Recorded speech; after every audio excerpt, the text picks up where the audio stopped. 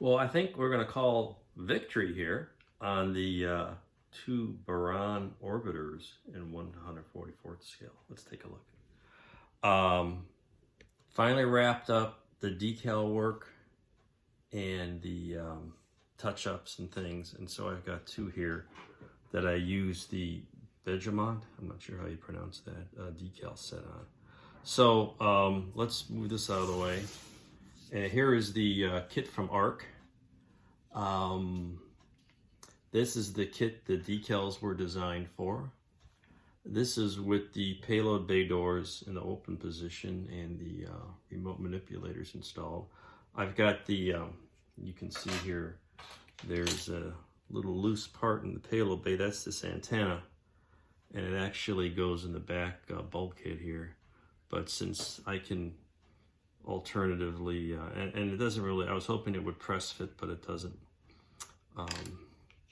Since alternatively you can remove these doors, they have a very well designed sort of snap together feature. There's little pins here and there's little slots at the fore and aft end of the payload bay, so you can take that off, and this fits very cleanly even with the arms installed.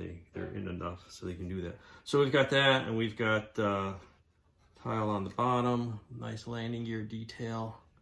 They're pretty well, they go in very cleanly. They're very well designed. I like how they fit in there and go on like that. So that's the Ark kit.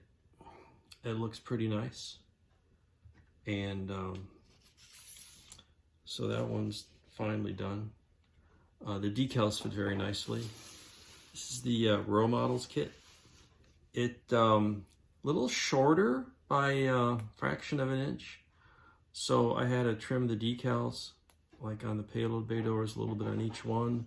The wings, the tiles had to be trimmed. The bottom needed that. This is a solid model. So on the Ark kit, I had masking on the windows. I removed that and touched it up with a little paint. Here I went with some, I made a little bits of colored decal with the frames. I had scanned the Vegemont decals, so I was able to pretty quickly get a shape to put some dark blue on the windows, and printed some decals and applied those. And the molding on the kit didn't exactly match, but the decals kind of cover all that up.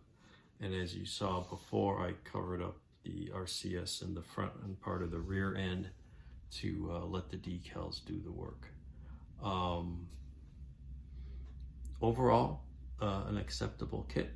It looks very nice. I didn't have any landing gear or anything. It originally was going to come with a Energia booster, and I didn't have that one. It's been absorbed by Glenn Johnson Real Space Models, and I do not have that kit.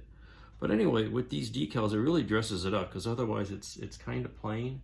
Doesn't have, you know, any texturing on the leading edge, and the molding just isn't as crisp as an injection molded kit, particularly like in the tail area. But these decals can be made to work, and on an old base, like I just drilled a hole, put a piece of clear rod in the bottom, found a little logo, made a sticker, and there you go. So I think this is it for these. I've heard that I may be getting the replacement booster parts, which for the Anagrand Energia booster, which should enable me to wrap up the booster part, and then we'll have a full fleet of Burans, and that'll clean out that piece of my portion of my stash, and we'll move on to something else. So hope you enjoyed these builds. Stay tuned. When we get the Energia boosters, we'll wrap that up as well. So stay safe out there, happy modeling, and we'll see you soon. Bye.